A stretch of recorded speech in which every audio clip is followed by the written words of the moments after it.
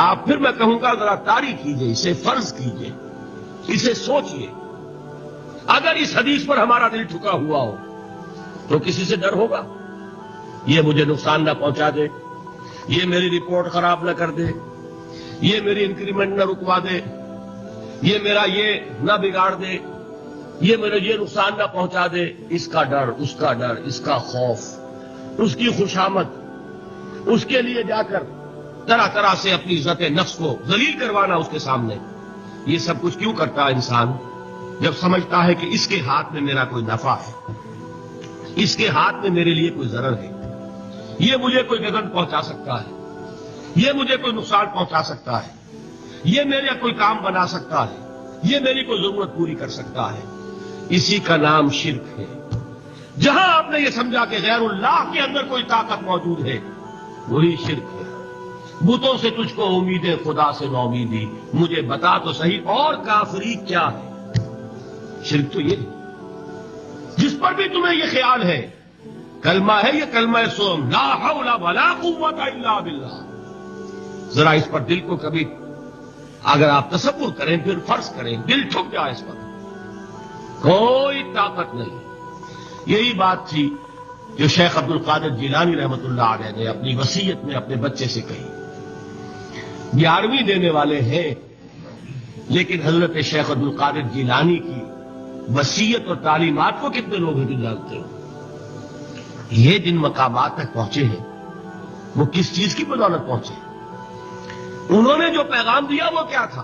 اے میرے بچے، جس طریقے سے قرآن مجید میں حضرت لقمان کی نصیحتیں جو ہے نقل کر دی گئی ہیں، میں یہ عرض کروں گا بالفرض اگر قرآن حضرت عبد القادر جیلانی کے بعد نازل ہوا ہوتا تو شیخ عبد القادر کی یہ نصیحتیں بھی قرآن میں درج ہوتی۔ اتنی اونچی نصیحتیں ہیں۔ اے میرے بچے، اس حقیقت کو ذہن نشین کر لے، لا فاعل فی الحقیقت ولا مؤثر الا اللہ، اس کائنات میں نہ کوئی فاعل حقیقی ہے نہ مؤثر حقیقی ہے سوائے اللہ کے۔ کسی شے میں کوئی تاثیر نہیں اگر اللہ نہ چاہے، آگ جلا نہیں سکتی اگر اللہ نہ چاہے، پانی ڈبو نہیں سکتا اگر اللہ نہ چاہے، زہر ہلاک نہیں کر سکتا اگر اللہ نہ چاہے، کوئی چیز فائدہ نہیں پہنچا سکتی اگر اللہ نہ چاہے۔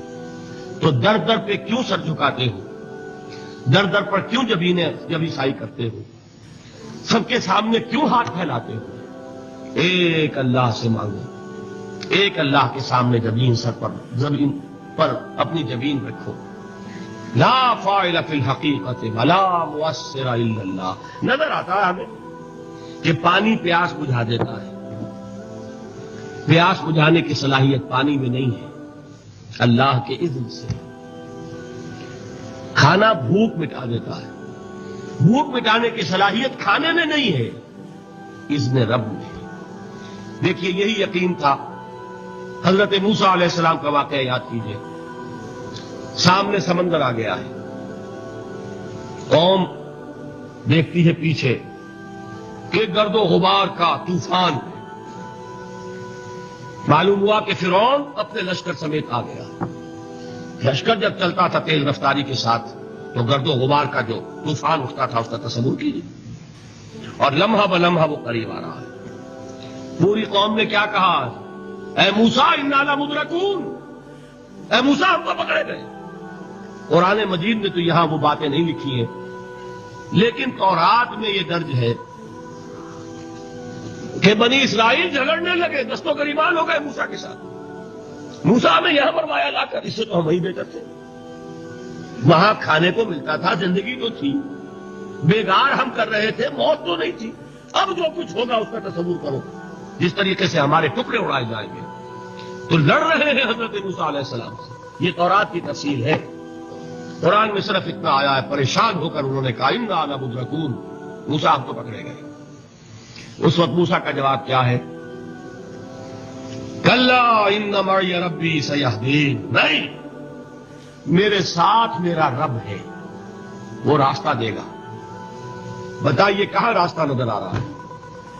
یہ ہے ایمان بالغیب۔ راستہ نظر نہ آئے تب اللہ پر یقین ایمان ہے، جیب میں پیسے ہوں تب دل کو اطمینان ہے، تو ایمان کس پر ہوا؟ پیسے پر، اللہ پر نہیں۔